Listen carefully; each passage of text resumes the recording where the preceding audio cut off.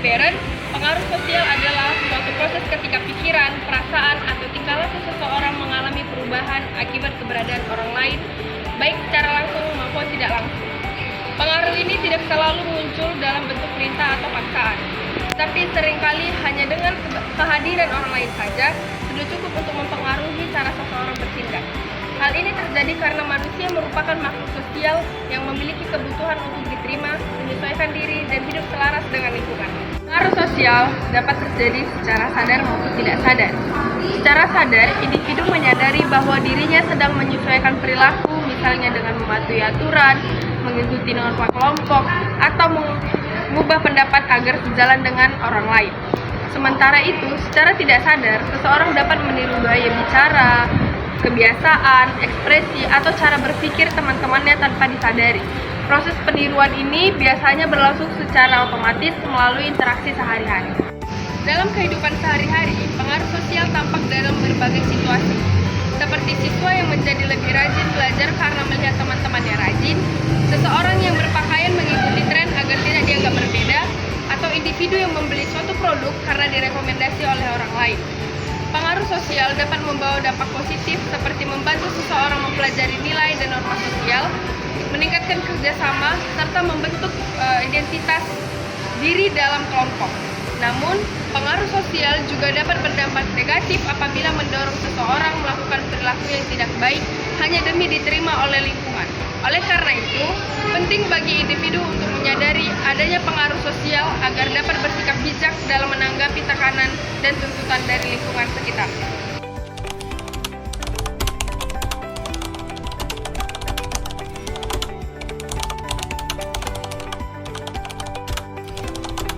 Salah satu bentuk pengaruh sosial yang sering dialami individu adalah kepatuhan, yaitu ketika seseorang mengubah sikap atau perilakunya sebagai respon terhadap permintaan orang lain tanpa adanya paksaan atau ancaman secara langsung.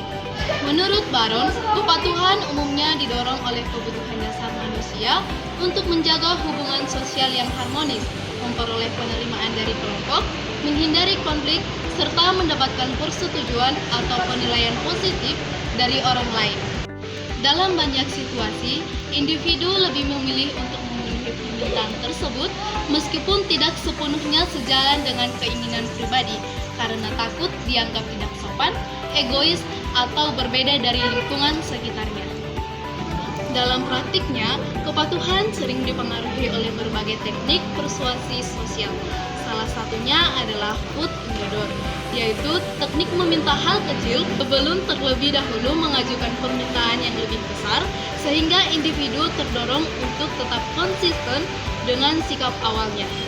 Teknik lainnya adalah door in the face, yaitu mengajukan permintaan besar yang kemungkinan akan ditolak, lalu dengan permintaan yang lebih kecil, sehingga terlihat lebih masuk akal dan mudah diterima.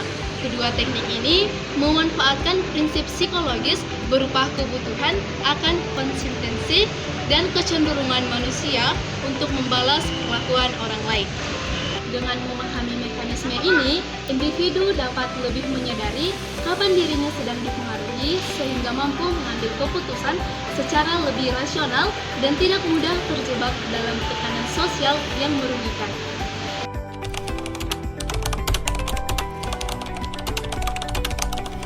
Konformitas atau conformity merupakan bentuk pengaruh sosial yang berbeda dari kepatuhan, karena tidak melibatkan permintaan atau perintah secara langsung. Konformitas terjadi ketika seseorang menyesuaikan sikap, pendapat, atau perilakunya agar sesuai dengan norma dan harapan kelompok tempat ia berada. Tekanan dalam konformitas seringkali tidak terlihat secara nyata, namun dapat dirasakan sangat kuat karena bersumber dari kebutuhan individu untuk menjadi bagian dari kelompok dan menghindari penolakan sosial. Menurut Barron, terdapat dua alasan utama mengapa individu melakukan konformitas. Pertama adalah normatif social influence, yaitu dorongan untuk diterima, disukai, dan tidak dikucilkan oleh kelompok, sehingga mengikuti perilaku kelompok meskipun sebenarnya tidak sepenuhnya setuju. Kedua adalah informational social influence, yaitu keyakinan bahwa kelompok memiliki informasi yang lebih benar atau lebih akurat, terutama dalam situasi yang tidak pasti. Kedua jenis pengaruh ini ditunjukkan secara jelas dalam eksperimen Solomon Asch, di mana banyak peserta tetap memberikan jawaban yang salah karena mengikuti jawaban mayoritas kelompok. Meskipun mereka sebenarnya mengetahui jawaban yang benar, hal ini menunjukkan bahwa tekanan sosial dapat mempengaruhi penilaian individu secara signifikan, bahkan ketika bertentangan dengan pengetahuan dan keyakinan pribadi.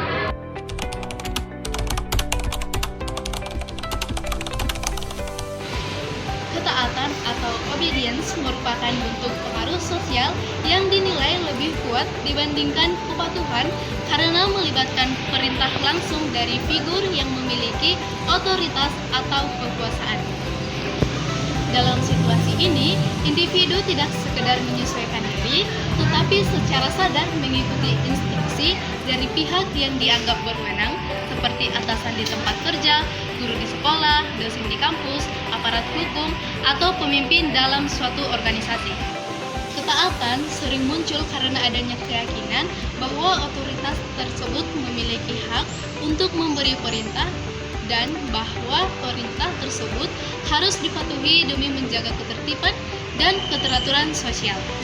Fenomena ini dijelaskan secara mendalam melalui peneliti Stanley McGrath yang menunjukkan bahwa banyak peserta tetap melaksanakan perintah untuk menjalankan kejutan listrik kepada orang lain meskipun tindakan tersebut bertentangan dengan hati nurani dan nilai moral kepribadian mereka. Para peserta cenderung mengalihkan tanggung jawab moral kepada figur otoritas dengan menganggap bahwa mereka hanya menjalankan perintah. Hal ini membuktikan bahwa legitimasi otoritas memainkan peran yang sangat besar dalam menentukan tingkat ketaatan seseorang, terutama ketika otoritas tersebut diperkuat oleh situasi sosial yang tinggi, jabatan resmi, serta simbol-simbol kekuasaan seperti seragam, gelar akademik, atau institut yang diakui. Di satu sisi, ketaatan memiliki fungsi positif seperti menjaga disiplin, keteraturan, dan efektivitas dalam organisasi maupun masyarakat. Namun, di sisi lain, ketaatan yang berlebihan dapat membawa dampak negatif apabila individu mengabaikan pertimbangan moral dan tanggung jawab pribadi. Oleh karena itu, penting bagi setiap individu untuk mampu membedakan antara perintah yang sah dan bermanfaat dengan perintah yang berpotensi merugikan atau melanggar nilai kemanusiaan, sehingga ketaatan tidak berubah menjadi perilaku yang membahayakan diri sendiri maupun orang lain.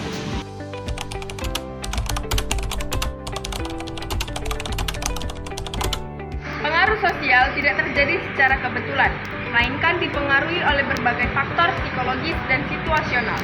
Menurut Beren, beberapa faktor penting yang menentukan kuat atau lemahnya pengaruh sosial antara lain adalah komitmen awal individu, daya tarik, dan kredibilitas sumber pengaruh, norma sosial, serta kohesi kelompok. Komitmen awal membuat seseorang cenderung mempertahankan sikap atau keputusan sebelumnya agar terlihat konsisten, sehingga lebih mudah dipengaruhi untuk melanjutkan perilaku tertentu. Selain itu, pengaruh akan lebih kuat apabila datang dari sumber yang dianggap menarik, ahli, atau dapat dipercaya. Norma sosial juga memainkan peran besar dalam membentuk perilaku individu. Norma ini terbagi menjadi dua jenis, yaitu norma instruktif yang menjelaskan perilaku apa yang seharusnya dilakukan atau dianggap benar oleh masyarakat, dan norma deskriptif yang menunjukkan perilaku apa yang biasanya dilakukan oleh kebanyakan orang dalam situasi tertentu.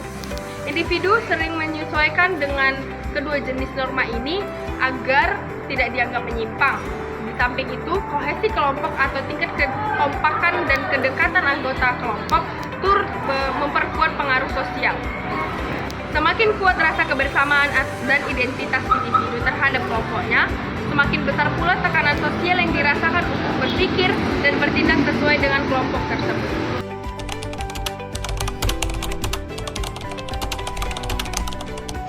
Secara psikologis, pengaruh sosial bekerja melalui dua jalur utama, yaitu pemrosesan otomatis dan pemrosesan sistematis. Pemrosesan pemrosesan otomatis berlangsung secara cepat, spontan, dan relatif dangkal karena individu tidak melakukan analisis mendalam terhadap informasi yang diterima. Pada jalur ini, seseorang cenderung menggunakan heuristik atau jalan pintas mental, misalnya dengan berpikir bahwa jika banyak orang melakukannya, maka hal tersebut pasti benar, atau jika yang mengatakannya adalah orang penting, berarti dapat dipercaya. Cara berpikir seperti itu membantu individu mengambil keputusan dengan cepat, tepat, tetapi juga membuat lebih rentan terhadap pengaruh sosial tanpa disadari. Sebaliknya, pemrosesan sistematis melibatkan usaha kognitif yang lebih besar, yaitu dengan mempertimbangkan informasi secara kritis, mengevaluasi argumen, serta menimbang bukti sebelum menerima atau menolak suatu pengaruh. Dalam jalur ini, individu tidak sekedar mengikuti orang lain, tetapi berusaha memahami alasan dibalik suatu pendapat atau perilaku. Karena melibatkan pemikiran yang lebih mendalam, pengaruh sosial terjadi melalui pemrosesan sistematis, biasanya menghasilkan perubahan sikap yang lebih stabil, konsisten, dan bertahan dalam jangka waktu yang lebih lama dibandingkan dengan pengaruh yang terjadi melalui pemrosesan otomatis.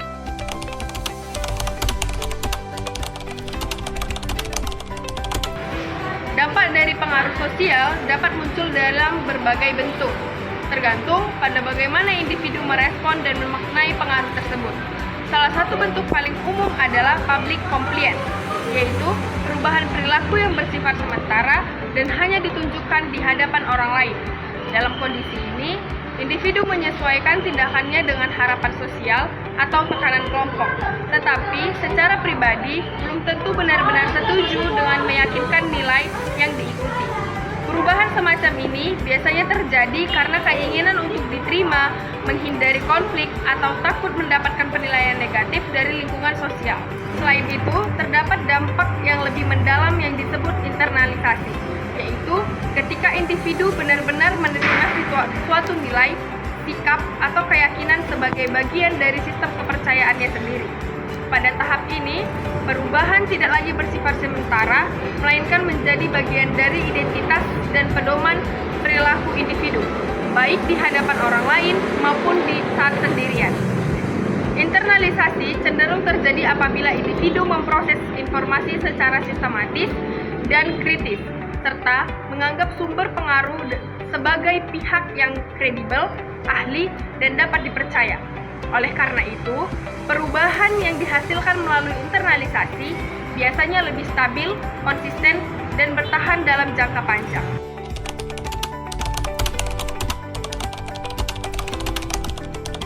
Sebagai penutup, dapat ditegaskan bahwa pengaruh sosial merupakan bagian yang tidak terpisahkan dari kehidupan manusia.